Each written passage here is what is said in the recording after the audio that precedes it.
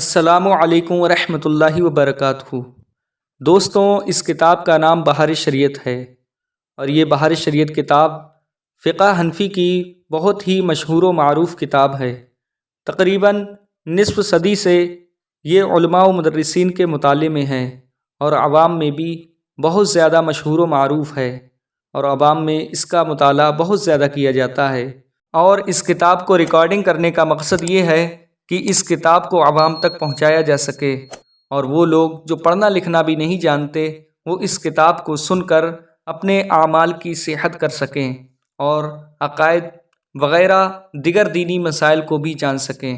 اللہ تبارک و تعالیٰ سے یہ دعا ہے کہ اللہ تبارک و تعالیٰ اس کام کو اپنی بارگاہ میں قبول فرمائے، اور ہم سب کو علم سیکھنے کا جذبہ و شوق عطا فرمائے۔ عقائد متعلقہ نبوت کے متعلق عقائد۔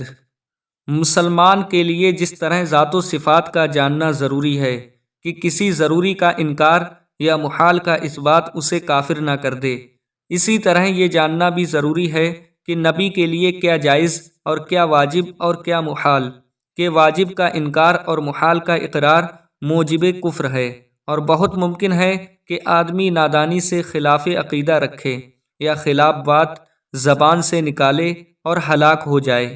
عقیدہ نمبر 1، نبی اس بشر کو کہتے ہیں جسے اللہ تعالیٰ نے ہدایت کے لیے وحی بھیجی ہو، اور رسول بشر ہی کے ساتھ خاص نہیں بلکہ ملائکہ بھی رسول ہیں۔ عقیدہ نمبر 2، انبیاء سب بشر تھے اور مرد، نہ کوئی جن نبی ہوا نہ عورت۔ عقیدہ نمبر 3، اللہ عز و جل پر نبی کا بھیجنا واجب نہیں، اس نے اپنے فضل و کرم سے لوگوں کی ہدایت کے لیے انبیاء بھیجے۔ عقیدہ نمبر 4، نبی ہونے کے لیے اس پر وحی ہونا ضروری نہیں، خواہ فرشتہ کی معرفت ہو یا بلا واسطہ۔ عقیدہ نمبر 5، بہت سے نبیوں پر اللہ تعالیٰ نے صحیفے اور آسمانی کتابیں اتاریں، ان میں سے 4 کتابیں بہت مشہور ہیں۔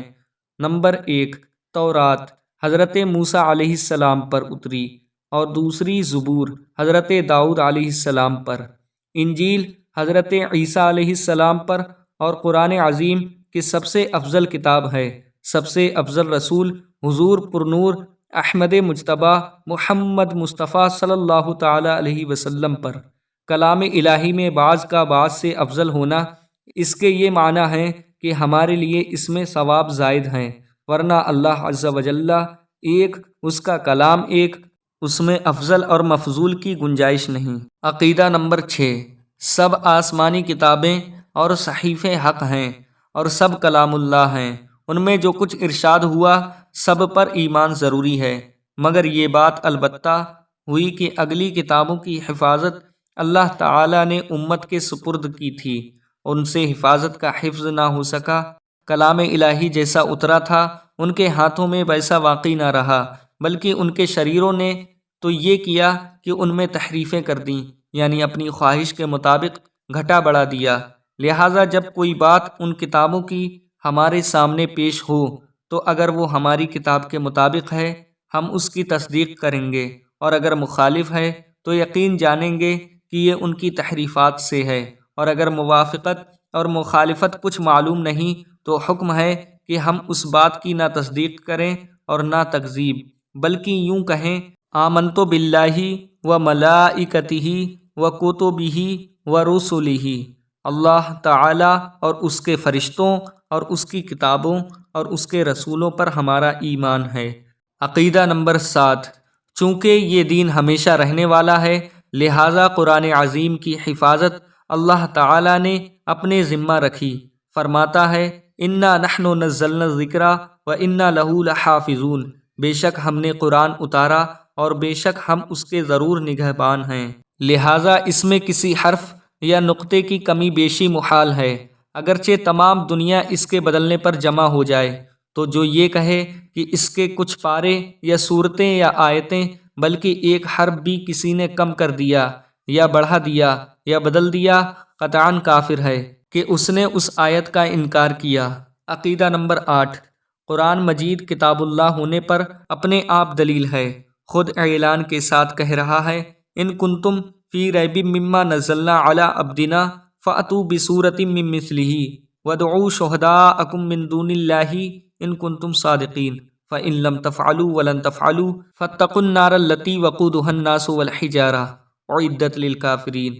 اگر تم اس کتاب میں جو ہم نے اپنے سب سے خاص بندے محمد صلی اللہ تعالیٰ علیہ وسلم پر اتاری کوئی شک ہو تو اس کی مثل کوئی چھوٹی سی صورت کہلاؤ، اور اللہ کے سوا اپنے سب حمایتیوں کو بلا لو اگر تم سچے ہو۔ تو اگر ایسا نہ کر سکو اور ہم کہہ دیتے ہیں کہ ہرگز ایسا نہ کر سکو گے، تو اس آگ سے ڈرو جس کا ایندھن آدمی اور پتھر ہیں، جو کافروں کے لیے تیار کی گئی ہے۔ لہذا کافروں نے اس کے مقابلے میں جی توڑ کوششیں کی مگر اس کی مثل ایک سطر نہ بنا سکے۔ مسئلہ: اگلی کتابیں انبیاء ہی کو زبانی یاد ہوتیں، قرآن عظیم کا معجزہ ہے کہ مسلمان کا بچہ بچہ یاد کر لیتا ہے۔ عقیدہ نمبر 9: قرآن عظیم کی 7 قراتیں سب سے زیادہ مشہور اور متواتر ہیں، ان میں معاذ اللہ کہیں اختلاف فی معنی نہیں، اور وہ سب حق ہیں۔ اس میں امت کے لیے آسانی یہ ہے کہ جس کے لیے جو قرات آسان ہو وہ پڑھے، اور حکم یہ ہے کہ جس ملک میں جو قرات رائج ہو عوام کے سامنے وہی پڑھی جائے۔ جیسے ہمارے ملک میں قرات عاصم بروایت حفص کے لوگ ناواقفی سے انکار کریں گے اور وہ معاذ اللہ کلمہ کفر ہوگا۔ عقیدہ نمبر 10: قرآن مجید نے اگلی کتابوں کے بہت سے احکام منسوخ کر دیے، یوں ہی قرآن مجید کی بعض آیتوں نے بعض آیت کو منسوخ کر دیا۔ عقیدہ نمبر 11: نسخ کا مطلب یہ ہے کہ بعض احکام کسی خاص وقت کے لیے ہوتے ہیں مگر یہ ظاہر نہیں کیا جاتا کہ یہ حکم فلاں وقت کے لیے ہے۔ جب میعاد پوری ہو جاتی ہے تو دوسرا حکم نازل ہوتا ہے، جس سے بظاہر یہ معلوم ہوتا ہے کہ وہ پہلا حکم اٹھا دیا گیا، اور حقیقت دیکھا جائے تو اس کے وقت کا ختم ہو جانا بتایا گیا۔ منسوخ کے معنی بعض لوگ باطل ہونا کہتے ہیں، یہ بہت سخت بات ہے۔ احکام الہی سب حق ہیں، وہاں باطل کی رسائی کہاں؟ اس کے علم یا اس کے لکھ دینے نے کسی کو مجبور نہیں کر دیا، اور نبی صلی اللہ تعالیٰ علیہ وسلم نے تقدیر کے انکار کرنے والوں کو اس امت کا مجوس بتایا ہے۔ عقیدہ نمبر 12: قرآن کی بعض باتیں محکم ہیں کہ ہماری سمجھ میں آتی ہیں، اور بعض متشابہ کہ ان کا پورا مطلب اللہ اور اللہ کے حبیب صلی اللہ تعالیٰ علیہ وسلم کے سوا کوئی نہیں جانتا۔ متشابہ کی تلاش اور اس کے معنی کی کنکاش وہی کرتا ہے جس کے دل میں کجی ہو۔ عقیدہ نمبر 13: وحی نبوت انبیاء کے لیے خاص ہے، جو اسے کسی غیر نبی کے لیے مانے کافر ہے۔ نبی کو خواب میں جو چیز بتائی جائے وہ بھی وحی ہے، اس کے جھوٹے ہونے کا احتمال نہیں۔ ولی کے دل میں بعض وقت سوتے یا جاگتے میں کوئی بات القاء ہوتی ہے، اس کو الہام کہتے ہیں، اور وحی شیطان کے القامن جانب شیطان ہو، یہ کاہن، ساحر اور دیگر کفار و فساق کے لیے ہے۔ عقیدہ نمبر 14: نبوت کسبی نہیں کہ آدمی عبادت و ریاضت کے ذریعے سے حاصل کر لے، بلکہ محض عطائے الہی ہے کہ جسے چاہتا ہے اپنے فضل سے دیتا ہے۔ ہاں، دیتا اسی کو ہے جسے اس منصب عظیم کے قابل بناتا ہے، جو قبل حصول نبوت تمام اخلاق رذیلہ سے پاک اور تمام اخلاق فاضلہ سے مزین ہو کر جملہ مدارج ولایت طے کر چکا ہے، اور اپنے نسب و جسم و قول و فعل و حرکات و سکنات میں ہر ایسی بات سے منزہ ہوتا ہے جو باعث نفرت ہو۔ اسے عقل کامل عطا کی جاتی ہے جو اوروں کی عقل سے بدرجہ زائد ہے۔ کسی حکیم اور کسی فلسفی کی عقل اس کے لاکھوں حصے تک نہیں پہنچ سکتی۔ اللہ اعلم حیث یجعل رسالتہ، ذالک فضل اللہ یؤتیہ من یشاء واللہ ذو الفضل العظیم۔ اور جو اسے کسبی مانے کہ آدمی اپنے کسب و ریاضت سے منصب نبوت تک پہنچ سکتا ہے، کافر ہے۔ عقیدہ نمبر 15: جو شخص نبی سے نبوت کا زوال جائز جانے، کافر ہے۔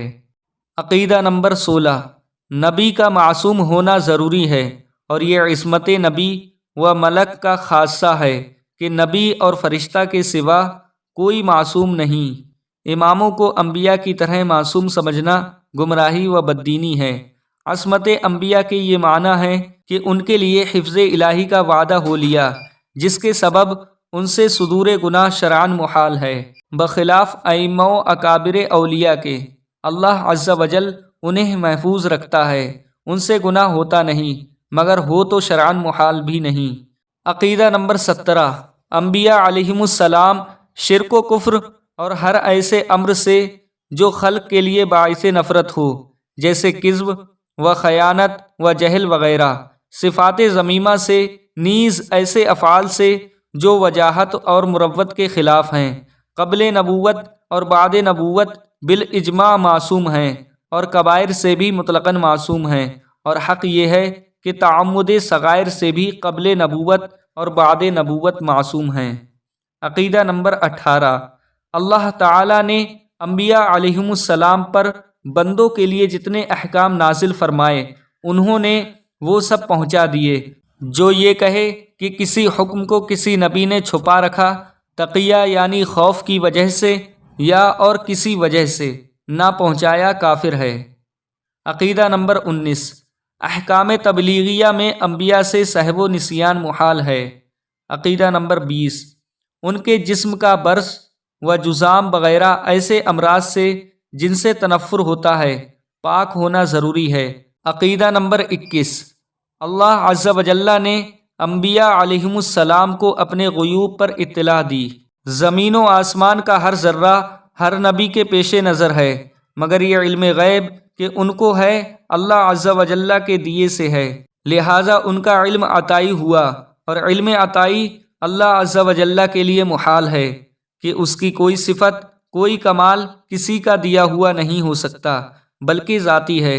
جو لوگ انبیاء بلکہ سید الانبیاء صلی اللہ علیہ وسلم سے مطلق علم غیب کی نفی کرتے ہیں، وہ قرآن عظیم کی اس آیت کے مصداق ہیں، افتؤمنون ببعض الکتاب وتکفرون ببعض، یعنی قرآن عظیم کی بعض باتیں مانتے ہیں اور بعض کے ساتھ کفر کرتے ہیں، کہ یہ آیتیں نفی دیکھتے ہیں اور ان آیتوں سے جن میں انبیاء علیہم السلام کو علم غیب عطا کیا جانا بیان کیا گیا انکار کرتے ہیں، حالانکہ نفی و اس بات دونوں حق ہیں کہ نفی علم غیب ذاتی کی ہے کہ یہ خاصہ الوہیت ہے، اس بات عطائی کا ہے کہ یہ انبیاء ہی کی شایان شان ہے اور منافی الوہیت ہے، اور یہ کہنا کہ ہر ذرے کا علم نبی کے لیے مانا جائے تو خالق و مخلوق کی مساوات لازم آئے گی، باطل محض ہے کہ مساوات تو جب لازم آئے گی کہ اللہ عز و جل کے لیے بھی اتنا ہی علم ثابت کیا جائے، اور یہ نہ کہے گا مگر کافر۔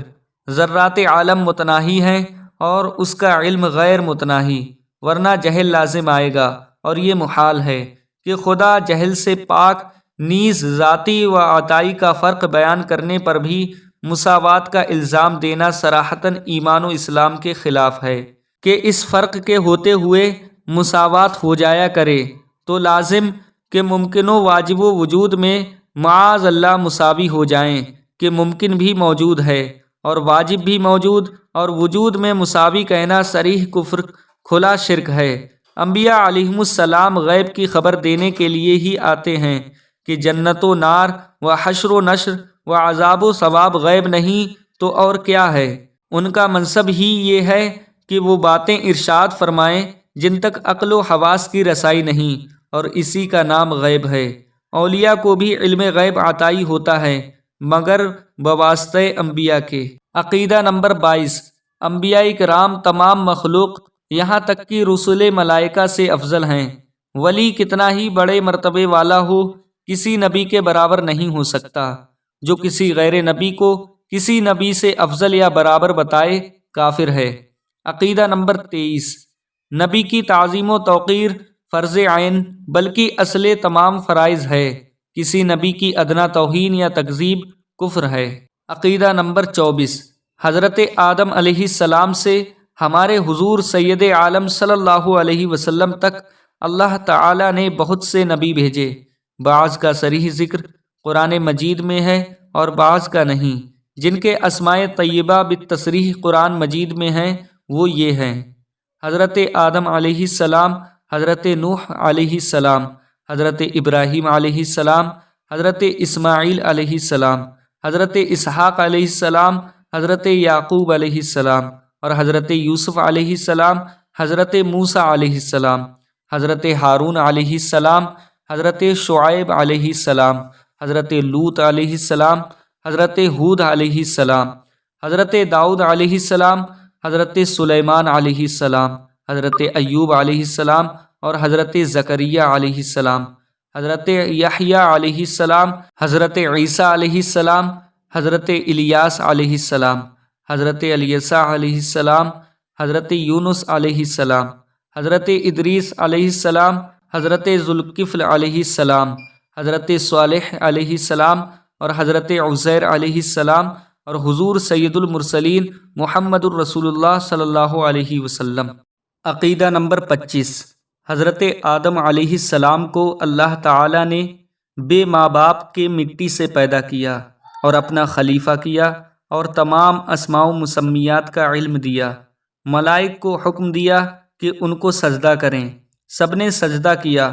شیطان کے از قسم جن تھا مگر بہت بڑا عابد و زاہد تھا، یہاں تک کہ گروہ ملائکہ میں اس کا شمار تھا، بے انکار پیش آیا، ہمیشہ کے لیے مردود ہوا۔ عقیدہ نمبر 26۔ حضرت آدم علیہ السلام سے پہلے انسان کا وجود نہ تھا، بلکہ سب انسان انہی کی اولاد ہیں، اسی وجہ سے انسان کو آدمی کہتے ہیں، یعنی اولاد آدم، اور حضرت آدم علیہ السلام کو ابو البشر کہتے ہیں، یعنی سب انسانوں کے باپ۔ عقیدہ نمبر 27۔ سب میں پہلے نبی حضرت آدم علیہ السلام ہوئے اور سب میں پہلے رسول جو کفار پر بھیجے گئے حضرت نوح علیہ السلام ہیں۔ انہوں نے 950 برس ہدایت فرمائی۔ ان کے زمانے کے کفار بہت سخت تھے، ہر قسم کی تکلیفیں پہنچاتے، استہزاء کرتے۔ اتنے عرصے میں گنتی کے لوگ مسلمان ہوئے۔ باقیوں کو جب ملاحظہ فرمایا کہ ہرگز اصلاح پذیر نہیں، ہٹ دھرمی اور کفر سے باز نہ آئیں گے، مجبور ہو کر اپنے رب کے حضور ان کے ہلاک کی دعا کی۔ طوفان آیا اور ساری زمین ڈوب گئی، صرف وہ گنتی کے مسلمان اور ہر جانور کا ایک ایک جوڑا جو کشتی میں لے لیا گیا تھا بچ گئے۔ عقیدہ نمبر 28۔ انبیاء کی کوئی تعداد معین کرنا جائز نہیں، کہ خبریں اس باب میں مختلف ہیں، اور تعداد معین پر ایمان رکھنے میں نبی کو نبوت سے خارج ماننے یا غیر نبی کو نبی جاننے کا احتمال ہے، اور یہ دونوں باتیں کفر ہیں۔ لہٰذا یہ اعتقاد چاہیے کہ اللہ تعالیٰ کے ہر نبی پر ہمارا ایمان ہے۔ عقیدہ نمبر 29۔ نبیوں کے مختلف درجے ہیں، بعض کو بعض پر فضیلت ہے، اور سب میں افضل ہمارے آقا و مولا سید المرسلین صلی اللہ علیہ وسلم ہیں۔ حضور صلی اللہ تعالیٰ علیہ وسلم کے بعد سب سے بڑا مرتبہ حضرت ابراہیم خلیل اللہ علیہ السلام کا ہے، پھر حضرت موسیٰ علیہ السلام کا، پھر حضرت عیسیٰ علیہ السلام کا اور حضرت نوح علیہ السلام کا۔ ان حضرات کو مرسلین اولو العزم کہتے ہیں، اور یہ پانچوں حضرات باقی تمام انبیاء و مرسلین انس و ملک و جن و جمیع مخلوقات الہی سے افضل ہیں، جس طرح حضور صلی اللہ تعالیٰ علیہ وسلم تمام رسولوں کے سردار اور سب سے افضل ہیں۔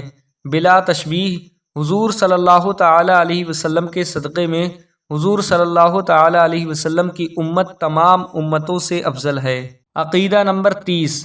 تمام انبیاء اللہ تعالیٰ کے حضور عظیم وجاہت و عزت والے ہیں، ان کو اللہ تعالیٰ کے نزدیک معاذ اللہ چوہڑے چمار کی مثل کہنا کھلی گستاخی اور کلمہ کفر ہے۔ عقیدہ نمبر 31۔ نبی کے دعوی نبوت میں سچے ہونے کی ایک دلیل یہ ہے کہ نبی اپنے صدق کا اعلانیہ دعویٰ فرما کر محالات عادیہ کے ظاہر کرنے کا ذمہ لیتا اور منکروں کو اس کے مثل کی طرف بلاتا ہے۔ اللہ تعالیٰ اس کے دعوے کے مطابق امر محال عادی ظاہر فرما دیتا ہے، اور منکرین سب عاجز رہتے ہیں۔ اسی کو معجزہ کہتے ہیں، جیسے حضرت صالح علیہ السلام کا ناقہ، حضرت موسیٰ علیہ السلام کے عصا کا سانپ ہو جانا اور ید بیضا، اور حضرت عیسیٰ علیہ السلام کا مردوں کو جلا دینا اور مادر ذات اندھے اور کوڑھی کو اچھا کر دینا، اور ہمارے حضور صلی اللہ تعالی علیہ وسلم کے معجزے تو بہت ہیں۔ عقیدہ نمبر 32، جو شخص نبی نہ ہو اور نبوت کا دعویٰ کرے، وہ دعویٰ کر کے محال عادی اپنے دعوے کے مطابق ظاہر نہیں کر سکتا، ورنہ سچے جھوٹے میں فرق نہ رہے گا۔ فائدہ: نبی سے جو بات خلاف عادت قبل نبوت ظاہر ہو اس کو ارہاس کہتے ہیں، اور ولی سے جو ایسی بات صادر ہو اس کو کرامت کہتے ہیں، اور عام مومنین سے جو صادر ہو اسے معونت کہتے ہیں، اور بے باک فجار یا کفار سے جو ان کے موافق ظاہر ہو اس کو استدراج کہتے ہیں، اور ان کے خلاف ظاہر ہو تو اہانت ہے۔ عقیدہ نمبر 33، انبیاء علیہم السلام اپنی اپنی قبروں میں اسی طرح بحیات حقیقی زندہ ہیں جیسے دنیا میں تھے، کھاتے پیتے ہیں، جہاں چاہیں آتے جاتے ہیں۔ تصدیق وعدہ الہی کے لیے ایک آن کو ان پر موت طاری ہوئی، فلہذا شہید کا ترکہ تقسیم ہوگا، اس کی بیوی بعد عدت نکاح کر سکتی ہے، بخلاف انبیاء کے کہ وہاں یہ جائز نہیں۔ یہاں تک کہ جو عقائد بیان ہوئے ان میں تمام انبیاء علیہم السلام شریک ہیں۔ اب بعض وہ امور جو نبی صلی اللہ علیہ وسلم کے خصائص میں ہیں بیان کیے جاتے ہیں۔